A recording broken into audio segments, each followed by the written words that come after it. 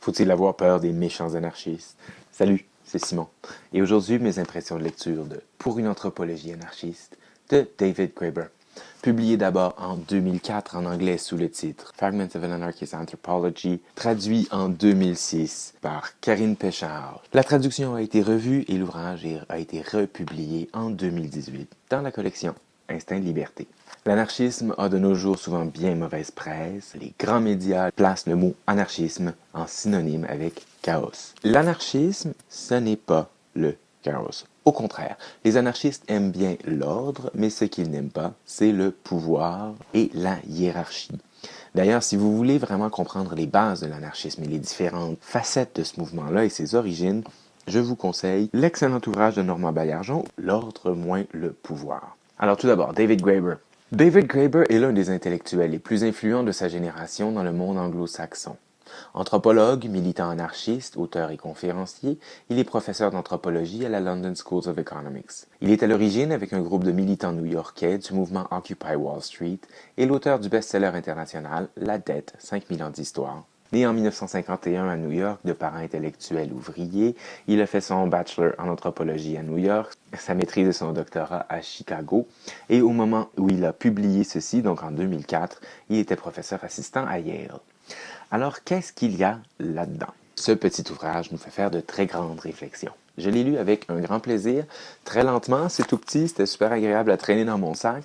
J'ai pris plein de notes et sans cesse je replonge dedans. Plutôt que d'essayer de résumer son propos et de mal le faire, je vais vous donner moi aussi des fragments, mais ça commence comme ceci.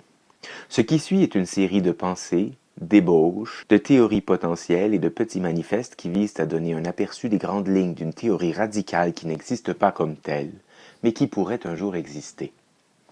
Comme il y a de très bonnes raisons pour lesquelles une anthropologie anarchiste devrait exister, nous pourrions commencer par nous demander pourquoi une telle anthropologie n'existe pas, ou, d'ailleurs, pourquoi n'existe-t-il pas de sociologie anarchiste, d'économie anarchiste, de théorie littéraire anarchiste ou de sciences politiques anarchistes?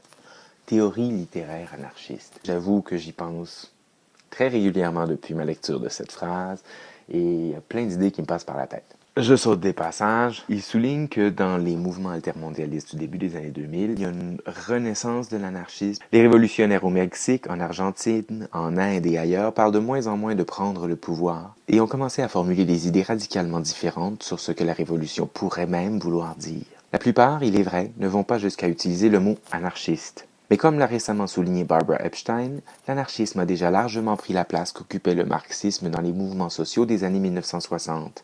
Même ceux qui ne se considèrent pas comme anarchistes sentent qu'ils doivent se définir par rapport à l'anarchisme et s'inspirent de ses idées.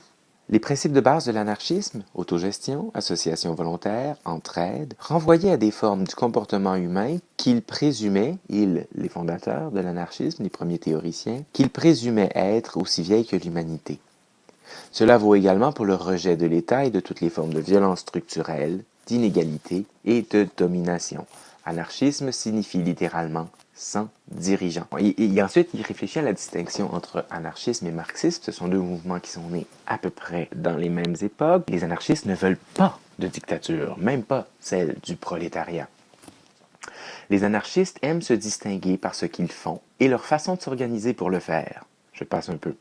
Ils ont plutôt tendance à débattre entre eux de la façon véritablement démocratique d'organiser une réunion, du moment où l'organisation arrête d'être émancipatrice et commence à brimer les libertés individuelles, ou encore de l'éthique dans les pratiques d'opposition au pouvoir. Qu'est-ce que l'anthropologie pourrait apporter aux théories anarchistes? Selon Graeber, l'anthropologie est la science humaine qui peut se permettre des généralisations, précisément parce qu'elle étudie toutes les sociétés humaines, incluant celles que peu de gens connaissent, les sociétés éteintes, les sociétés isolées géographiquement, et c'est pour ça que l'anthropologie est en mesure de donner des exemples de sociétés qui ont fonctionné sans dirigeants. C'est pour ça que ce serait intéressant qu'il y ait une théorie anthropologique anarchiste. Il y a une objection de base qui est donnée à l'anarchie par des sceptiques. Et j'ai bien aimé le petit dialogue que Graeber imagine. Le sceptique. Je prendrais peut-être cette idée d'anarchisme plus au sérieux si tu pouvais me donner des raisons de croire que ça puisse fonctionner. Peux-tu me donner un seul bon exemple d'une société qui a existé sans gouvernement? L'anarchiste répond. Bien sûr, il y en a eu des milliers. Je peux en nommer une douzaine sans réfléchir. Les Bororo, les Baining, les Onondaga, les Vintu, les Emma, les Talensi, les Vezo.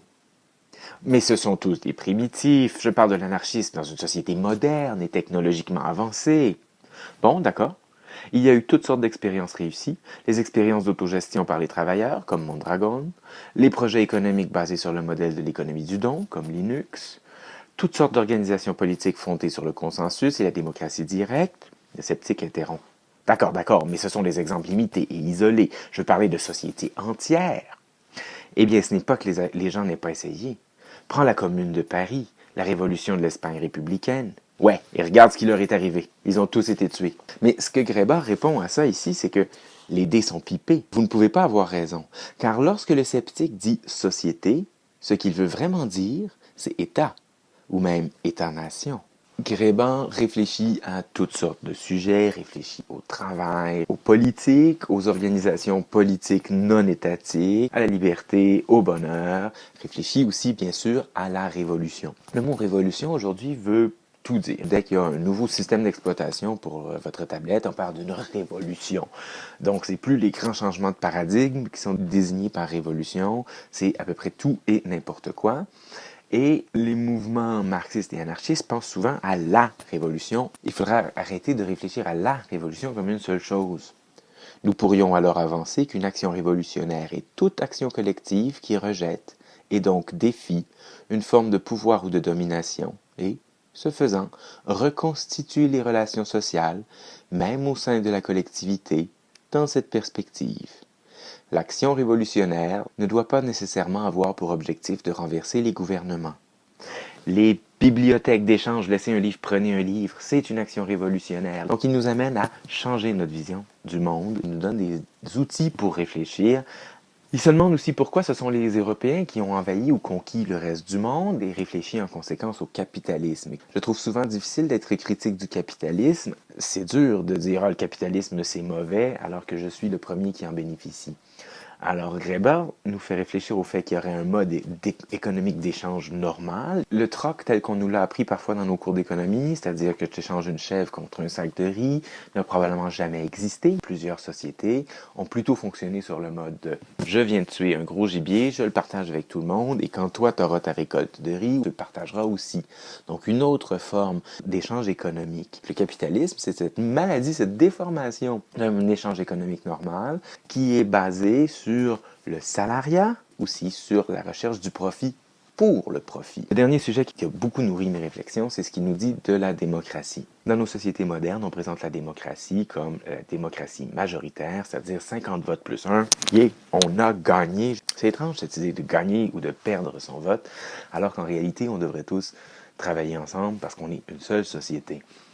On fait remonter cette idée de la démocratie à l'Athènes ancienne. Graeber nous fait remarquer que c'est quand même peu probable que les Athéniens, en 400 ou 500 ans avant Jésus-Christ, soient la première société où quelqu'un se soit dit « je vais essayer de réunir ma communauté pour qu'on discute ensemble de ce qu'on devrait faire comme choix de vie. » Il y avait d'autres peuples avant. La démocratie majoritaire est peut-être pas la plus efficace. Imaginez qu'on est dans un groupe, 51 personnes qui vont voter oui. Les 49 personnes qui avaient la conviction que la réponse était non seront, après le vote perdu, dépitées, peut-être qu'ils vous garderont de la rancœur, peut-être qu'ils vont quitter le groupe. Par contre, il y a un autre mode de démocratie possible, c'est-à-dire la démocratie du consensus. Sur cette question dont nous allons débattre en ce moment, nous allons discuter et trouver un compromis qui plaira à tout le monde.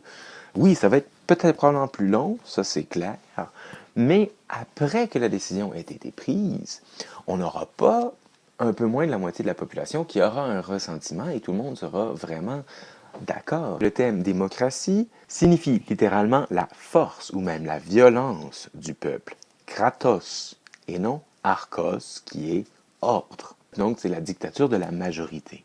Je pense que vous avez compris que ce que je veux vous dire, c'est que là-dedans, il y a tout plein de réflexions intéressantes. Il y a le germe d'une théorie et ça nous fait réfléchir, ça nourrit nos réflexions sur le vivre ensemble.